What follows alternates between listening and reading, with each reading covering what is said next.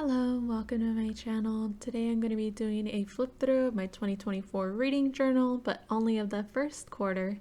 This year I'm using the Archer and Olive journal in a size B5. And then let's just go ahead and hop in. The first spread that I have is all of the books that I'm reading in 2024, and then they're all highlighted based on the star rating that I've given them. So if it's a 5-star read, it's yellow. If it's 4 stars, it's pink. If it's 3 stars, it's blue. And if it's 2 stars, gray, 1 star, purple. I have all these extra drawers down here in case I read more than what I was planning to, which is my goal of 48 books. And so far I'm at 17. The next spread that I have is books this year. They are books that made me laugh, books that made me cry. And so far, I haven't reading a lot of books that make me laugh. And then on the next spread, I have books I learned from and then books I would reread. Luckily, I have been reading a lot of books that I would like to reread, even though I haven't done so yet. The next spread that I have is my alphabet challenge. I like how colorful everything is here, just so it's easier to see what books I'm missing in terms of like what letters. I find the most challenging ones to fill at the end of the year are X, Y, and Z. So if you have any recommendations for that one there, go ahead and drop it in the comments, please. And then also my challenge tabs are my Read the Rainbow challenge. So far, I'm doing pretty good at this one. All I need really is an orange book and a yellow book, but I already have an orange one on my TBR. But if you know of any yellow covered books, I've already read the yellow wallpaper and I've read Fourth Wing, so any other books that are yellow, please drop it down below. The next spread that I have is my Goodreads challenge. This one I had a lot of fun making, and then I'm coloring it in based on what month I finished the books. So January was pink, February is purple, and green is March. No particular reason at all. I just like to see how many books I end up reading each month. And then my next challenge is the reading bingo. I like looking back at this one and I like circling them in as if they're a bingo dauber. I'm really only missing comic to make a bingo. And then there's a couple different ones that I'm missing 2 different books that I can just make a bingo pretty easily. I love reading any mangas or comics in general. And I haven't read a single one yet this year. Going into my next challenge is the titles on my shelf to be read. So these are all the books that I'm prioritizing this year, trying to get through on my shelf. There aren't too many, but I'm also not doing well. The only one that I've read so far is The Wrong Family, and then I plan on reading Such Big Dreams next. And then that'll also take care of my orange in the Read the Rainbow challenge. My next spread is the best books by month. This goes into my best books category. So they're all divided into each month. And then January, my best book was Divine Rivals. In February, my best book was A Monster Calls. And then in March was The Wager. And then going into my next spread is my 5-star reads. I only had 1 in January, and then I had 0 in February, which was kind of discouraging, and then the rest came in March. So I'm hoping I'm getting more and more 5-star reads as I go on. But this is one of my spreads that always stays consistent throughout every single reading journal I've made. I just like how simple it is and that it's easy to fill in. I don't have to print anything out for it. I can just write down what books I really enjoyed. And then going into the next spread is my genre tracker. I keep a tally of each different genre on the side here, and then that way I can just fill in at the end of the month and see which genres I've been reading more of. And then the bottom 3 I had empty before when I started the year, but now I'm filling them in just based on genres that I didn't think I was going to be picking up. Then we go into my yearly stats. This is one of my favorite spreads of the journal, even though it's less colorful or less, like detailed than the other ones. And then going into my next spread, there's my storybook statistics. I can't fill this out until the end of the year, so this will just continue to be blank. And then my last spread of my 2024 reading journal was my scale of how I rate things versus like 5 stars, 1 star, and just to keep myself in line, and also a grid spacing guide. Then we go into my January spreads.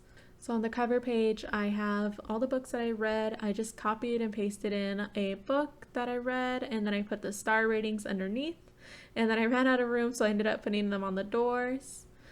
And then we go into my January favorites. I like to keep a section for my favorite characters, my favorite book of the month, favorite quotes, things like that. And then we hop over to the other side, and that keeps all of my stats.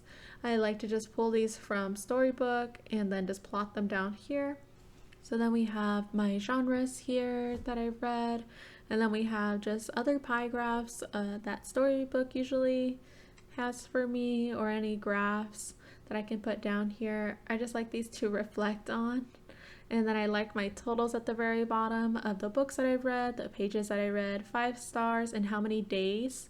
So this is one of the only spreads that I really did a full how many days I've read that month, just because I'm not very consistent with putting it down. And then we start going into each spread of the books that I've read in January. So the first one was Good Omens by Neil Gaiman and Terry Pratchett. I really liked this book. I really liked the audio. It was super short and super cute, and it just had a lot of different quotes. And I've never read a book that has so much music behind it, and it was voice acting. It kind of felt like a movie, and I thought that this was such a great book to start the year off with. And then the next book that I read was a 1 star, which was awful. But I'm glad that my year didn't start out that way.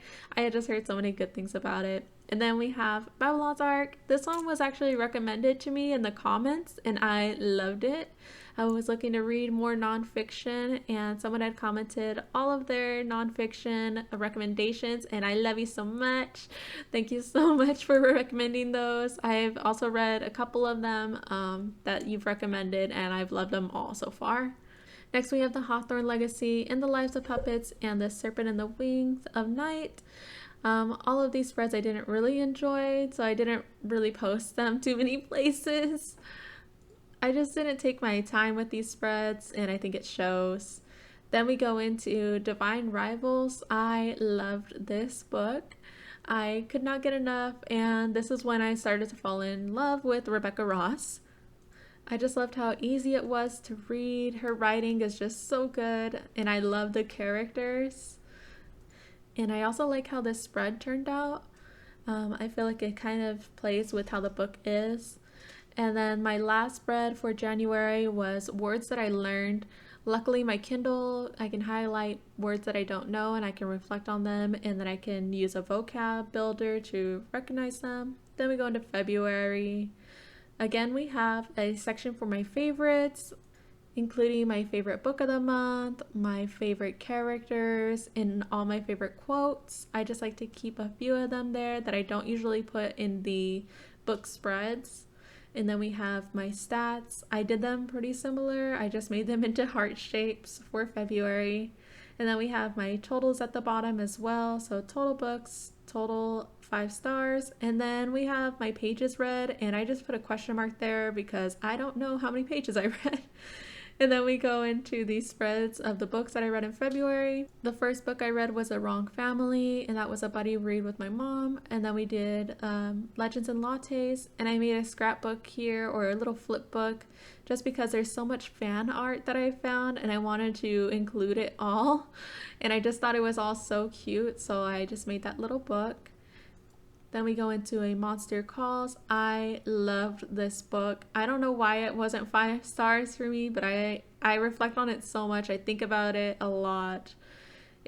I love the movie more than I liked the book, which is blasphemy in the reading community, but I really, really loved that movie, so I think it just held a different standard to me, and I had seen the movie first, so maybe that's why. Then we go into Naked in Death, Archer's Voice, and then at the very bottom I have the words that I learned in February that I just kind of squeezed down there.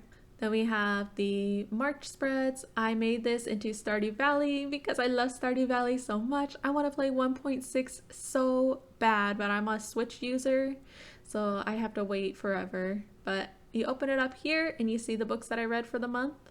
Then we flip the next page and we see all my stats. So up at the top we have my favorites. I just made it into a character sheet basically when you start the game.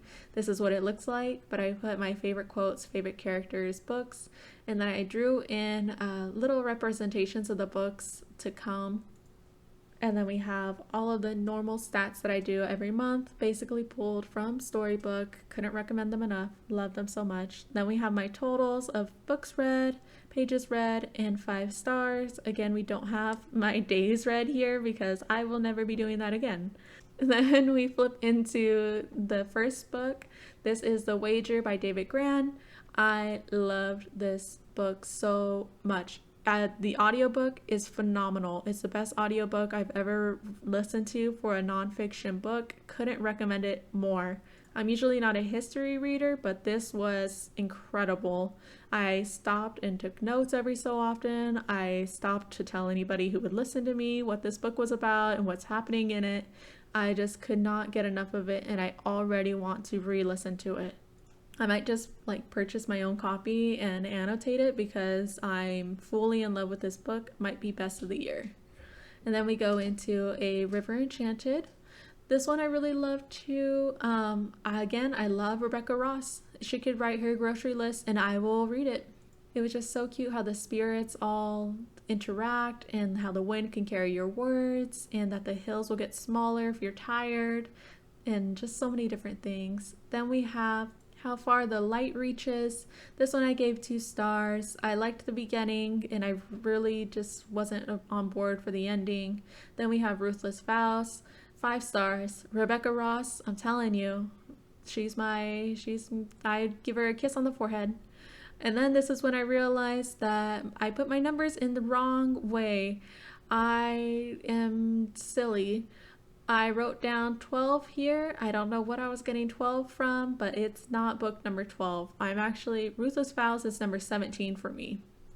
Then my last spread for the Q1 reading stats, and then I just put down everything I'd like to see for the end of the 3 months. So we have all the genres that I've read. I've been reading a lot of fantasy lately, and then that's followed by nonfiction. And then we have just every other stats. So we have moods, we have my top 3 books of the 3 months, and that was Divine Rivals, The Wager, and A River Enchanted, not in that order, but in the order that I read them. And then we have the pace that I read the books, the page numbers, and format. And then we have my fiction versus nonfiction.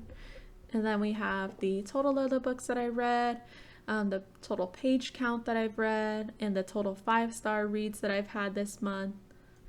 And I think one of my favorite parts of this was just seeing how many books that I read per month as little squares. So this way it just is more visual for me. And obviously I read a lot in January and 5 in February and 4 in March.